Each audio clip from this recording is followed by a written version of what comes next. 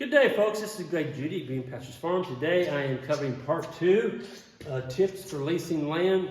And before we get started, for some of y'all that may have missed out on part 1, I'm just going to go back and cover part 1 really quick. What we're talking about, folks, is getting your first grazing lease. And what I did is I drew a 5-mile circle around the house to find the land tracts, and then I went to the courthouse to see who owned those tracts. Then I called them, I lined up a farm tour with them, I brought them out in my truck, showed them around what we were doing, then I left them with some reading material. And I started to cover this, and I'm going to take that out. So that's good enough right there. All you're trying to do is get on a one-to-one association with them so they know who you are. And now we're going to go into, we've met them, they know us by name, what's the next step? So now that I know Bob by his first name, I've left him some reading material. He kind of knows what I'm doing. And so I want to build a vision.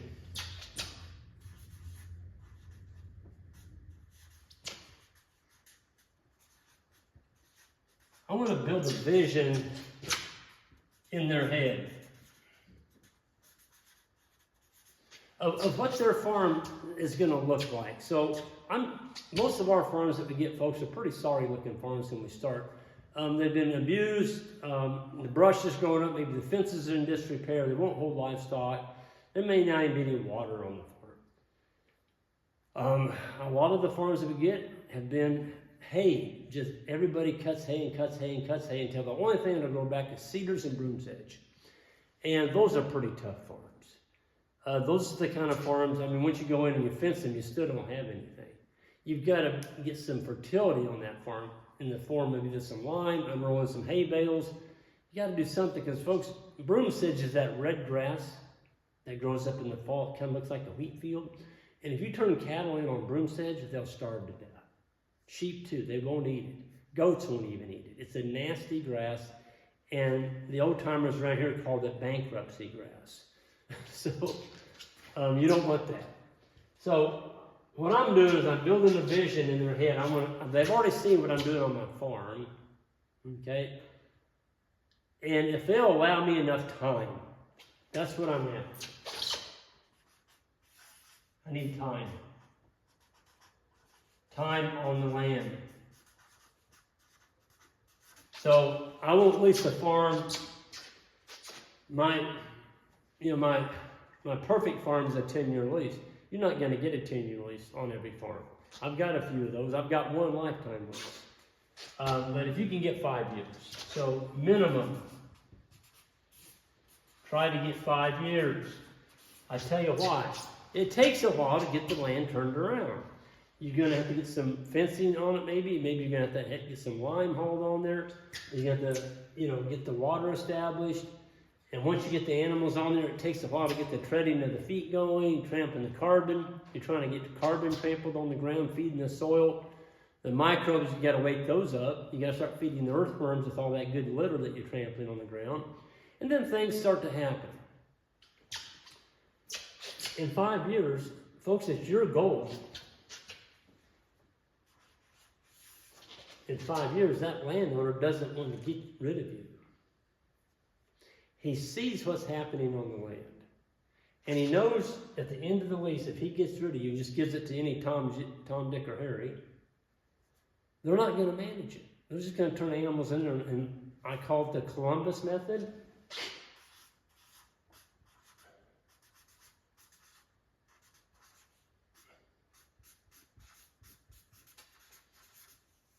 You all know what the Columbus method is? You turn them out in the spring and you discover them in the fall. That doesn't work. It doesn't work when you're leasing land. But most people, that's the way they graze their animals. They just turn them out and let them have the whole darn thing. And when there's nothing else to eat, they lock them up in a sacrifice lot for the year, or for the winter, and that's where they feed their head. We don't do that. We keep rotating 365 days a year. Our animals are always moving around our landscape. Columbus method, don't do that. You're not going to keep a lease doing that. So now I've got my 5-year minimum. I'm trying for more. Okay? So the next thing I'm going to ask them, I don't have the lease yet. You need to find out why they bought it. Did you buy it as an investment? Did you buy it to build a house on? Did you buy it to hunt on, maybe fish on? Or maybe you just come out here and drive a four-wheeler on? Did you buy it to leave to your kids? Did you buy it to get your money out of the stock market and put it in something safe like land? What's the reason you bought it? Now that gives you an idea. Are they still making payments on that farm? That's going to give you an idea of the price structure on your lease. If they own the farm free and clear, they just bought it as a tax haven or maybe to protect their equity. So, the stock market takes a big dive, they've got their money in land. Okay? You need to find that out. So, why? Why did they buy it?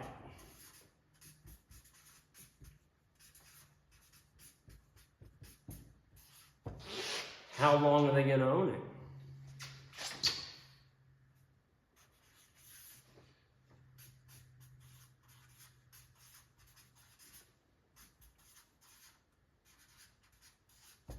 Okay.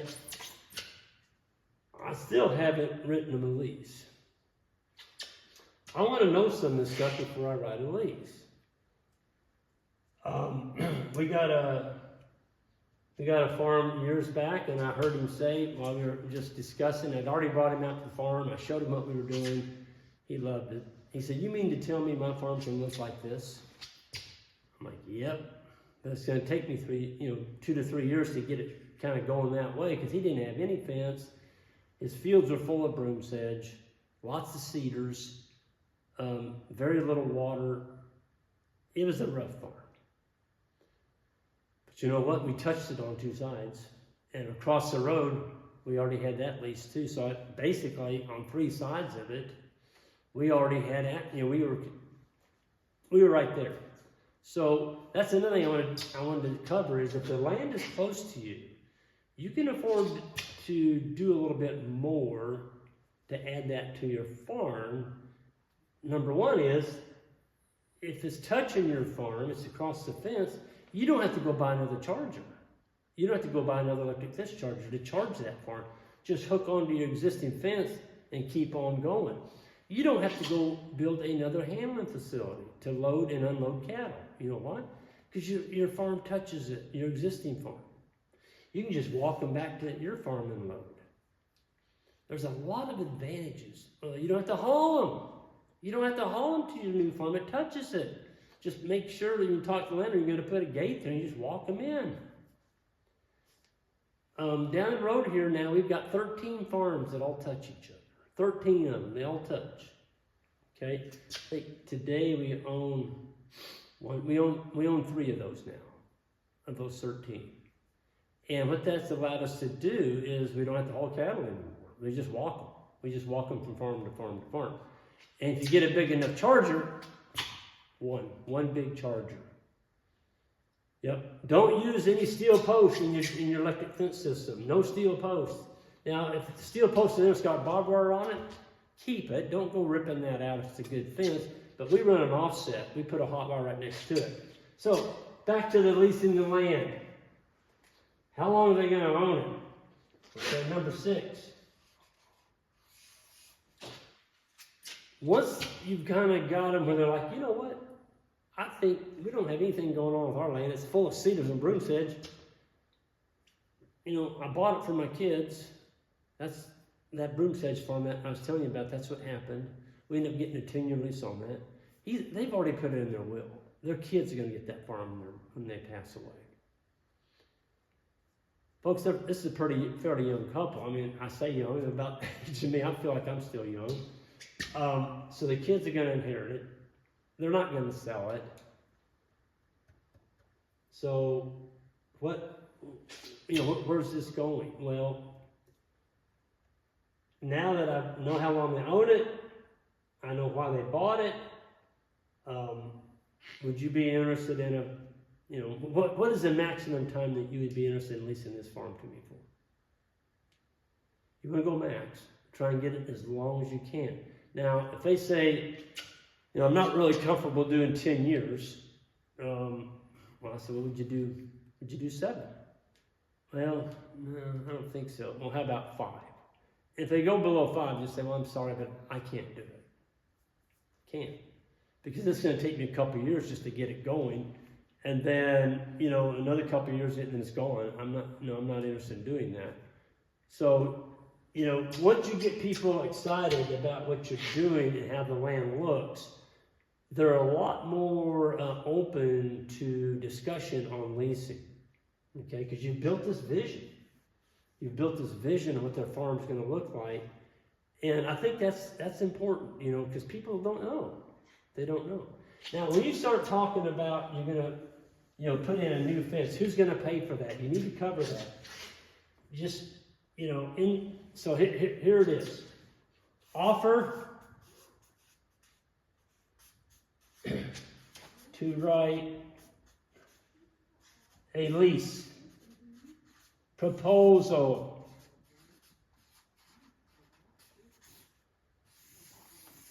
That's all it is. It's a proposal. It's not fixed in granite. It's just a proposal. And ask them if you can do that. And then encourage them to read it and then make any changes that they feel that they don't want in there. Just get together and talk it over. Did I cover everything? Well, Greg, you left out this. Who pays for this? Who pays for that? You need to have all that written down. Because as the lease goes forward, 2 or 3 years down the road, and they say, well, wait a minute, you said you were going to pay for the fence, and now you're asking me to pay for the fence. Just have it written down. That's all. It's just to cut down on conflicts. Now, what you're trying to do here, folks, for a really successful lease, it's got to work for the landowner, and it's also got to work for the leasee, myself. And so it's up to me to keep that lease. I've got to work on that lease. I've got to bring through all the promises. I've got to remove the brush. I've got to take care of the fence. Maybe they don't have a good handling facility, whatever. I've got to take care of that. Maybe they want a brush hog. I hate brush hogging, but sometimes you have to do it. If you're going to keep that lease, I get it. I just read an article today, guys. I haven't brush hogged in 20 years. Well, if you're leasing land and some of your landowners are people that want to brush hog and you don't brush hog it, you're not going to own that. You're not going to have control of the land. It's gone. So at the end of the day, the landowner is always right, and that's because they own the land. So you're going to have to be humble. You got to learn to be humble. Swallow your pride. Learn to work with people. You got to be a people person. If you don't like talking to people, you don't like hanging around people, maybe leasing's not for you. You got to be willing to go the extra mile. Have I got burned on some leases? Absolutely. When you lease as many farms as we've had, I've been burned. I've done some goofy things. I've lost some leases. It hasn't stopped me. Don't let it stop you. So at the end of the day, you're trying to write this lease proposal and then get back and discuss your lease. And then if you're really interested in doing this, folks, you really need to get this book. It's called No Risk Ranching.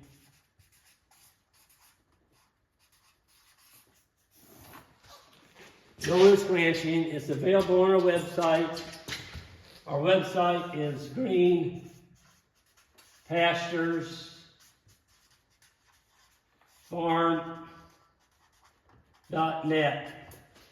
In that book, it shows everything I'm talking about. It's even got the actual leases in there, how I wrote them out, how I approached the landowners, how I calculated out my lease, how much I could offer them based on custom grazing income. In other words, how much income I was going to be able to generate on that farm. This is before you own cattle. It's all in that book, No Risk Ranching, and you can buy it at greenpasturesfarm.net. And if you buy it through our website, Jan mails them out, and I do a John Henry on every one of them. It's personally signed by myself. But it is, I have a lot of people that ask questions about, well, can you give me a copy of your lease? I'm like, yeah, right there. Go get the book. Folks, if you're not willing to invest in yourself and read and teach yourself, well, then you're not going to be successful. Let's say it like this. Your brain is like a muscle. The more you use it, the bigger it gets. Okay? Nobody can take that away from you. Ever. It's right up here. So, if you're not a good reader, learn. Start out, read a couple pages. Get tired, lay it down. Keep that book around. And another thing, have a written goal. Have a written goal. And check those check marks off every time you get one of those goals done. It really helps keep you focused, especially when you start leasing land. Because, I mean, it can get pretty overwhelming, the things that are coming at you. Have a written agenda and cross those off as you get them done on that farm. It is empowering. It's super empowering. Because you can see you're getting there, one step closer, okay? You get that lease done, start looking for the next one. That's the way it goes. Folks, I'm going to get out of here. Thank you all, and we'll see you next time down the road. Take care.